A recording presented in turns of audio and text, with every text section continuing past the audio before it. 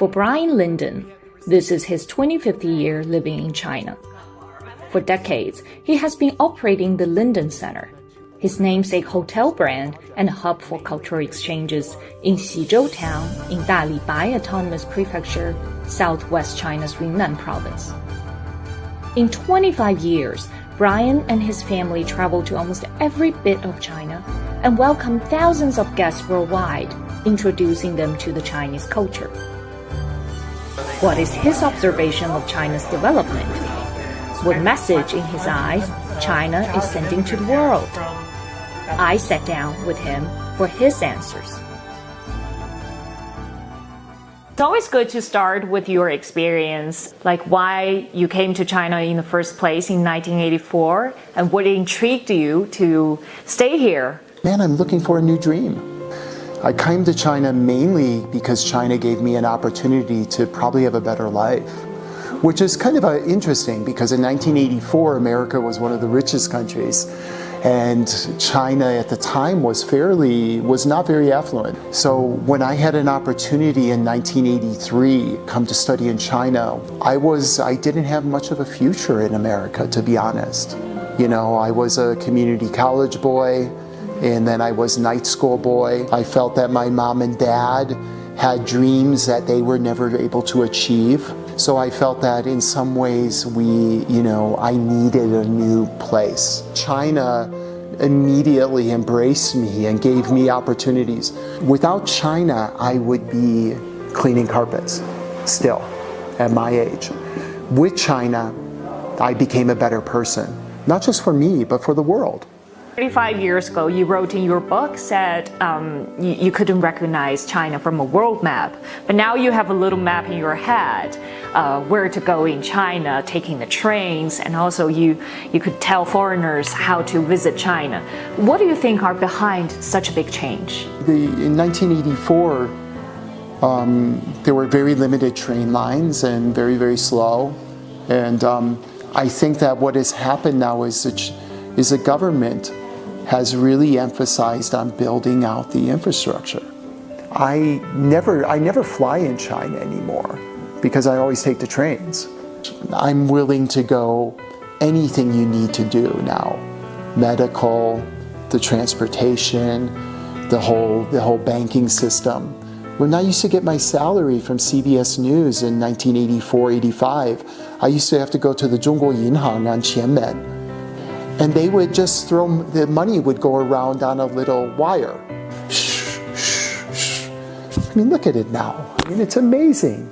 Like WeChat Pay. Foreigners are so far behind now, you know? And that's only such a short time. Yeah. So for me, I think that what's interesting is when I speak to other foreigners, especially journalists, I don't think they know how far China has come in such a short time. China has demonstrated so much openness, and I feel that I think the West should acknowledge that. There are still many stereotypes about China, yes. Especially a lot of Western media. They criticize China. See, people can't decide what kind of lives we're living. According to your experience, what is the true picture of the democratic lives of Chinese people here? In so many ways, the government is trying to do, almost like a utilitarian way, take what is the best, what will bring the best results to the most people. It's been so nice I sit in sometimes like on the CPCC, the political club, and I have joined at the prefectural level, where the local governor, the Dali governor, will invite business leaders, will invite cultural leaders. And unfortunately, it's a very long meeting because those village leaders will be very critical. And the governor is sitting there taking notes. And he's saying, 我理解, 我了解, 对. So he will sit there and acknowledge. All those notes, when we leave that day, he says, we will get an answer back to you. I see it as very effective. Because I'm living here and I see the problems that we have had are somehow being addressed. And sometimes the problems we have in America are still being discussed. I feel that some ways in America, my vote sometimes doesn't matter.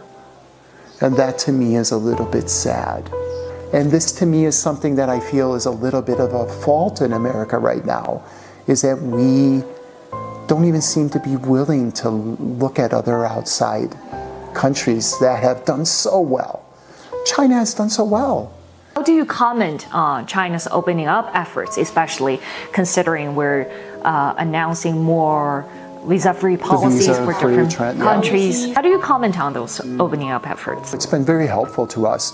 Xinyan, our center has always had a lot of following from the outside world. At one time, we were 80% foreign in terms of foreign guests. So just think, we're in the middle, we're out in rural Yunnan, and most of our guests were foreigners, and they were coming because they want to know traditional Chinese culture. Last week we had a big Spanish group. This week we have 2 weeks of, Americans here. So this just shows that there's a market out there. But the market is not just solely, please, we shouldn't just focus on business. There are a lot of people who should be coming here because those people who are coming for culture will become some of our best ambassadors, cultural ambassadors when they go home. And they're the ones who go back and tell the best stories about China. And this is what we are trying to cultivate as much as possible. Do you expect more, like maybe in the next 25 years? If I live that long, yeah. I'm quite optimistic. This is my home, I'm proud of China because I think you offer a wonderful future for all of mankind.